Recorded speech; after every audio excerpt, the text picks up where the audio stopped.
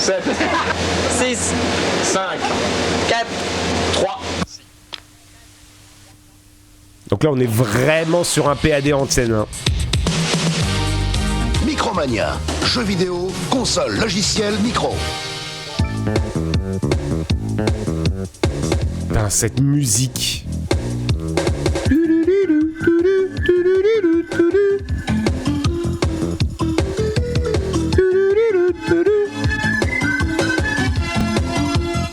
Un kiki extraterrestre. D'accord ? Avouez que... Salut à tous et à toutes, bienvenue dans Micro Kids. Mon invité aujourd'hui arrive tout droit des États-Unis. Il s'appelle Richard Garriott, alias Lord British. Richard Garriott est le créateur de la fameuse série de jeux de rôle Ultima. Qu'est-ce qu'un jeu de rôle ? C'est un jeu dans lequel vous incarnez un personnage dont vous choisissez les caractéristiques au départ.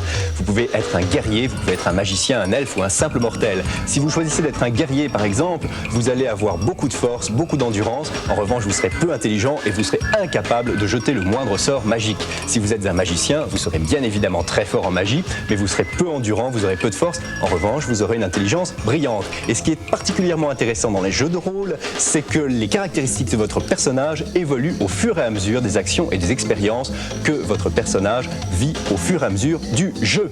Richard Garriott crée des jeux de rôle depuis 12 ans maintenant, il nous en parlera plus en détail tout à l'heure, et il nous donnera également sa conception du futur des jeux micro.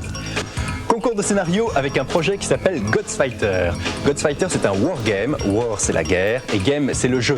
Un wargame, c'est un jeu dans lequel vous contrôlez une armée. C'est à vous de savoir si vous allez faire donner les fantassins, si vous allez faire donner l'artillerie, ou plutôt la cavalerie. Et ce qui est intéressant dans ce wargame, c'est que vous découvrez au fur et à mesure du jeu la configuration du terrain, si vous êtes au bord d'un lac, dans une forêt ou au pied d'une montagne. Bien évidemment, votre adversaire, qui peut être l'ordinateur ou un joueur ami, contrôle l'autre armée, et il y a un combat entre les deux armées.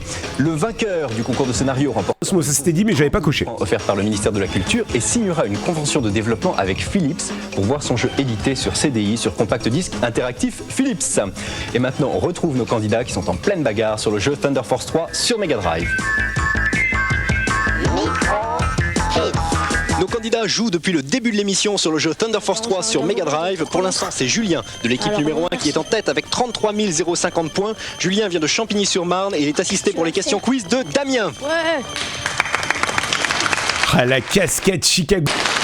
Aïe, Julien vient de faire un game over. Du coup, Tim, dont c'est l'anniversaire aujourd'hui, reprend la pole position avec un score de 9 760 points. Tim vient de Paris, il est assisté d'Alexis pour les questions quiz. Ouais. Nos candidats jouent pour la 3e semaine sur le jeu Thunder Force 3 sur Mega Drive. La mission de nos deux héros, détruire tous les ennemis qui essayent eux aussi de les toucher. Thunder Force 3 est l'exemple même de ce que l'on appelle un shoot 'em up, ce qui pourrait se traduire par dégommer les tous ou tirer leur dessus en français. Julien et Tim vont jouer pendant toute la durée de l'émission sur ce jeu. Le vainqueur fera marquer 5 points à son équipe. À ces 5 points viendront s'ajouter ou se retrancher les points marqués par les candidats quiz que nous retrouverons tout à l'heure. L'équipe gagnante remportera les 2 Mega Drive offertes par notre partenaire Micromania.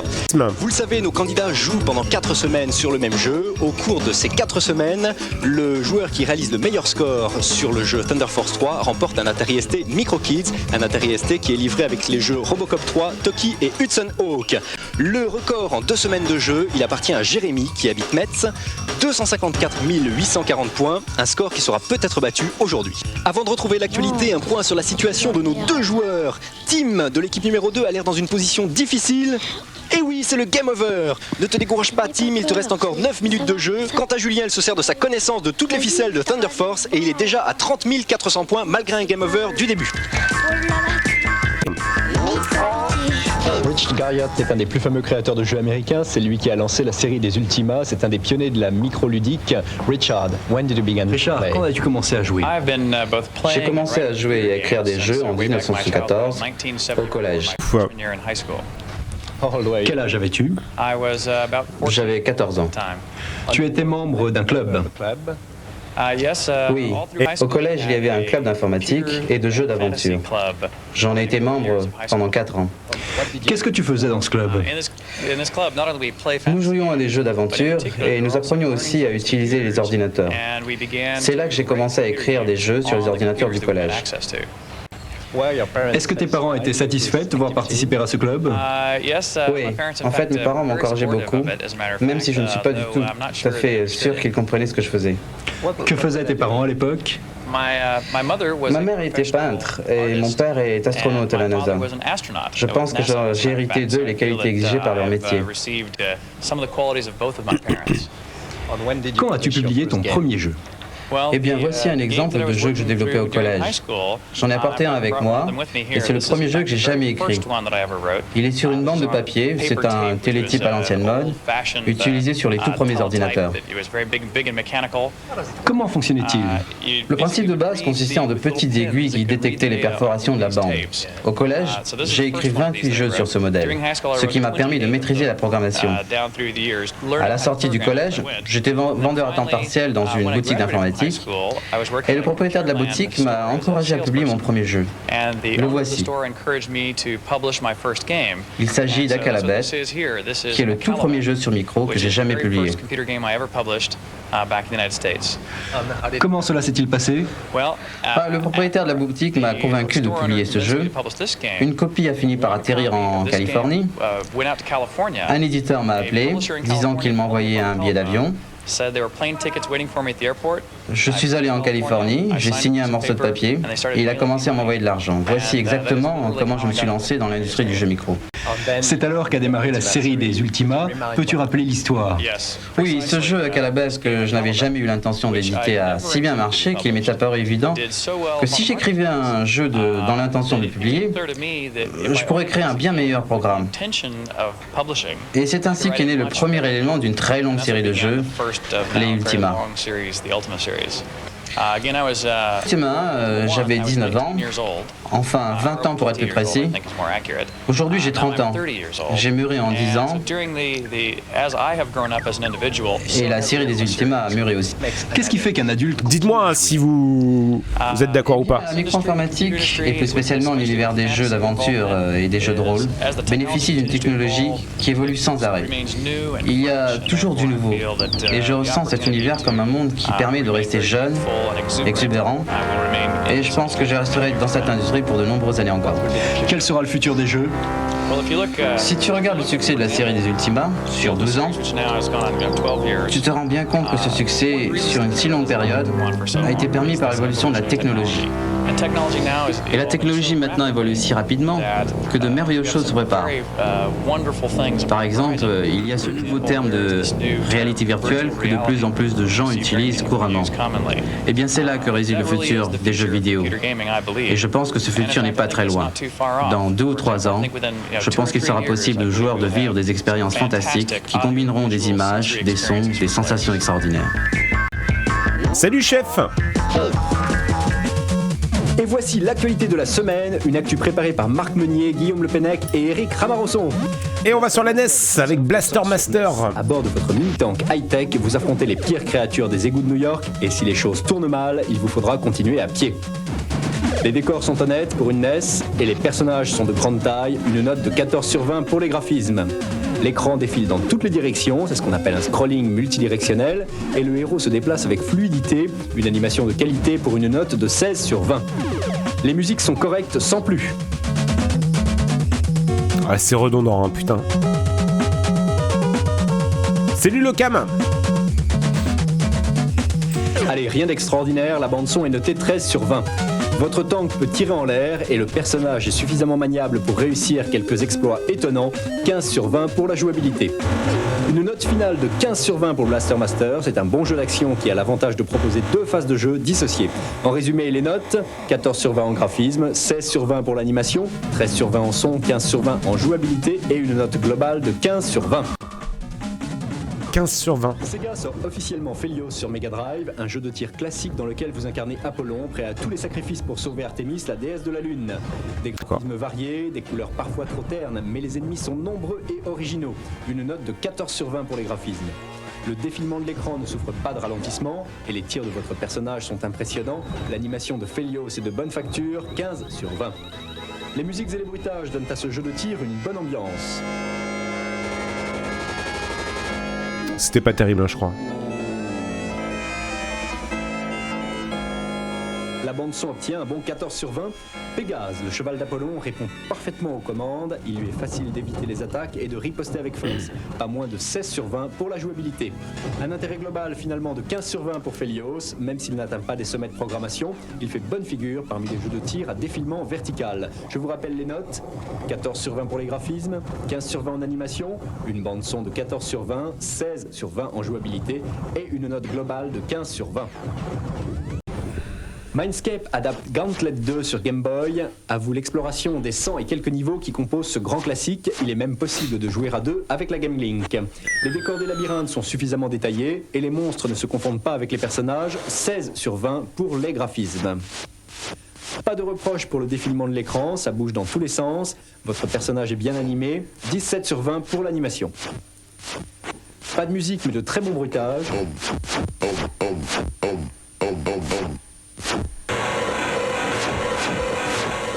Avec en prime des voix digitalisées. Incroyable pour une Game Boy, les bruitages obtiennent 18 sur 20. Avec des monstres dans tous les coins et des pièges vicieux, le challenge est de taille. Heureusement, la jouabilité est de 17 sur 20, pas moins. 18 sur 20 pour la conversion de Gauntlet 2 sur Game Boy. On retrouve toutes les sensations de ce méga hit. Des heures et des heures de jeu en perspective. Un bref rappel des notes. Graphisme 16 sur 20, animation 17 sur 20, son 18 sur 20, jouabilité 17 sur 20 et un intérêt global de 18 sur 20. Imaginez un jeu français qui rassemble le meilleur des logiciels Sierra et Lucasfilm en une brillante parodie de jeu d'aventure bourré d'humour. Oui, ce jeu existe, c'est Aeternam de chez Infogrames. Les graphismes qui exploitent le mode VGA 256 couleurs du PC profitent d'une mise en scène quasi cinématographique, voilà qui mérite 16 sur 20. L'animation mélange des vues en 3 dimensions et des plans directement inspirés de dessins animés, notre note 18 sur 20. La musique et les bruitages viennent renforcer l'ambiance. Alors on me dit qu'il y avait une faute de frappe à Gauntlet, j'ai même pas remarqué.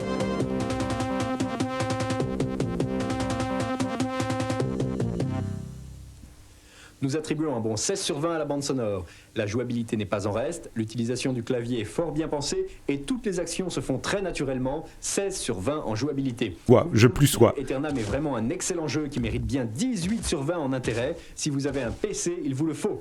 Récapitulons les notes. Graphisme 16 sur 20, animation 18 sur 20, bande son 16 sur 20, jouabilité 16 sur 20, intérêt 18 sur 20. Degeneration est le nouveau jeu d'action-aventure de chez Mindscape. Risquez-vous à l'intérieur d'un building puissamment protégé pour délivrer un message de la plus haute importance à un grand savant. Le graphisme de Degeneration est fort simple si on le compare aux meilleures productions sur PC, mais il a l'avantage d'être clair et aéré, 14 sur 20 pour le graphisme.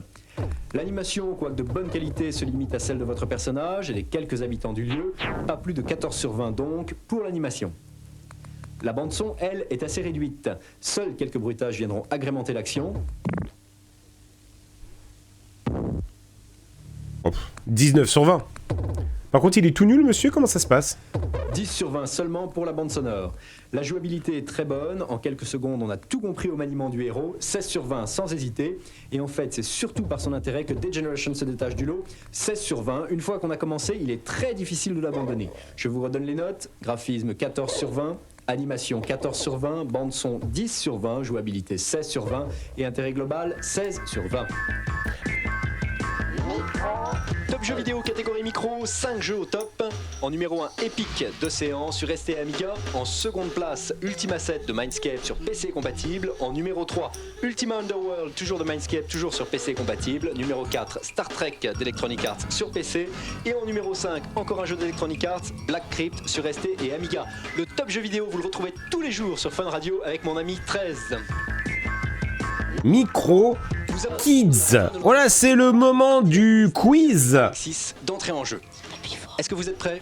Prêt. La première question quiz nous est envoyée par Adjadj d'Orly. Super Monaco GP2 qui va sortir sur Mega Drive a été réalisé en collaboration avec un coureur automobile. S'agit-il de Nigel Mansell, Robbie Barbese ou Ayrton Senna ? Ayrton Senna. Michael Landon. Alexis ? Ayrton Senna. Bonne réponse, plus de points. Deuxième question, nos candidats jouent sur Thunder Force 3. Comment traduit-on en français Thunder Force ? Est-ce que c'est la force du tonnerre, la force du poing ou la force du diable? La force du tonnerre. Alexis, bonne réponse, plus 2 points, la force du tonnerre. Souffle-moi. C'était une question de Juju qui habite ici les Moulineaux. Troisième question, Sony va lancer une console de jeu. Quel est le nom de cette console? La Sony Star, la PlayStation ou la Super Sony? Sony Star. Sony Star. Allez, Damien, la Sony Star, et non, c'était la PlayStation. C'était une Christine de T'as Ponto abusé. Combo.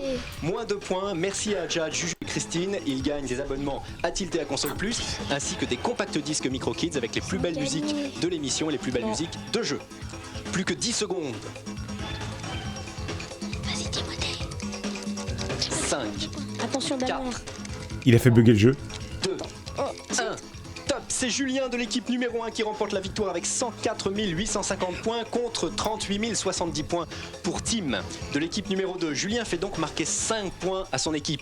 Malheureusement, à cause d'une mauvaise réponse quiz, il perd de 2 points. Cela fait donc 3 points pour l'équipe numéro 1 contre 4 points des questions quiz pour l'équipe numéro 2. Et c'est finalement, et contre toute attente, l'équipe de Tim et de Alexis qui remporte par 4-3 les 2 Mega Drive offerts par notre partenaire Micromania. On peut les applaudir. Pour Damien et Julien, des bons d'achat d'une valeur de 400 francs et des abonnements. On les applaudit également. Ouais, tu sens le seum, hein.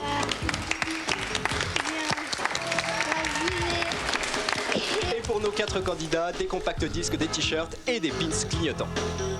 A vous de jouer maintenant, une Super Nintendo en jeu sur le 3615 FR3 rubrique Micro Kids. Pour la gagner, il suffit de répondre à ces 3 questions. Première question, la Super Nintendo est vendue avec le jeu Super Mario 4, mais comment s'appelle le petit dinosaure sur lequel monte Mario? Deuxième question envoyée par un téléspectateur J'avais jamais remarqué. de nous donner son adresse en envoyant sa question quiz. Quel est le dernier des jeux Ultima parus? Quel est le dernier des jeux Ultima parus?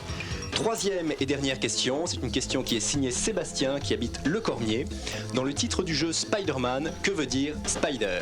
3 questions. Oh, les questions nulles. Salut à Shane Miller, bienvenue à toi. Que vous nous envoyez à l'adresse habituelle, il y a une Super Nintendo en jeu. Cette semaine, notre labo test a permis à plus de 20 joueurs de tester le jeu F-Zero sur Super Nintendo et c'est Régis qui nous présente les résultats du test. Salut Régis. Bonjour, Tu peux décrire un petit peu le jeu? un jeu de simulation de course, Oui. futuriste. Et c'est un super jeu. Ouais. On le regarde en détail. Le graphisme, Alors un graphisme 16, des graphismes futuristes mais qui manquent de finesse. l'animation, Animation 17, elle est très rapide et bénéficie d'effets de zoom et de rotation. les avantages de la Super Nintendo, la bande son 15, de musique, elles sont très bonnes les musiques, les grands jeux. et la jouabilité. 16, les voitures répondent très bien durant le jeu. Et finalement, l'intérêt global de ce jeu. 17, une très bonne simulation de course. Tu as une Super Nintendo, toi? Non. Tu vas bientôt en avoir une? Ouais. Et si tu en avais une, tu achèterais ce jeu? Ouais. Avant de nous quitter, je vous rappelle Bah. que le compact disque Micro Kids est sorti avec les plus belles musiques de l'émission et puis les plus belles musiques des meilleurs jeux vidéo, entre autres celles de Sonic et de Super Mario. Pour vous le procurer, le 3615 FR3 rubrique Micro Kids, et là vous allez dans la boutique, c'est également là que vous trouverez toutes les informations pour vous procurer les t-shirts et le pins clignotant. Sur le 3615 FR3 rubrique Micro Kids, beaucoup de cadeaux à gagner offerts par tous nos partenaires, en particulier des consoles. Eh, c'est la seule fois où je peux flex, hein. Le prochain, une émission spéciale club. Alors si vous êtes membre d'un club de jeux vidéo, vous nous envoyez une petite carte postale avec vos coordonnées et puis un bref descriptif contenant toutes les informations sur les activités de votre club. Je vous signale également qu'une bourse de la micro-informatique a lieu au Rotary Club de Château-Gontier. C'est une bourse de micro-informatique qui vous permettra d'acheter et de vendre un certain nombre de matériel d'occasion. Pour vous, tous les renseignements concernant cette bourse de la micro-informatique, un téléphone, le 43 70 43 40. 43 70 43 40 et un nom, Hervé Cournet. Ça se tiendra les 6 et 7 juin sur les bords de la Mayenne, donc à Château-Gontier. L'adresse de l'émission Micro Kids Tilt Console Plus, 913 rue du Colonel Avia, 75 015 Paris. La démo de la semaine, elle s'appelle Multica. C'est une œuvre du groupe Andromeda et elle tourne sur Amiga. On la regarde ensemble. Bonne semaine à tous. Jouez bien. Bye bye.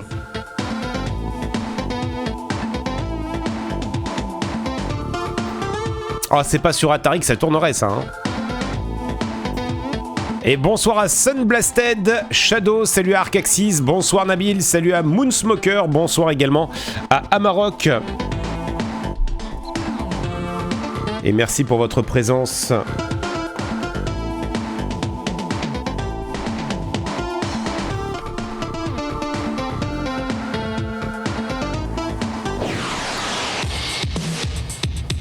Micro-Kids, Micromania, jeux vidéo, console, logiciel, micro. pas ma guerre. Et voilà donc pour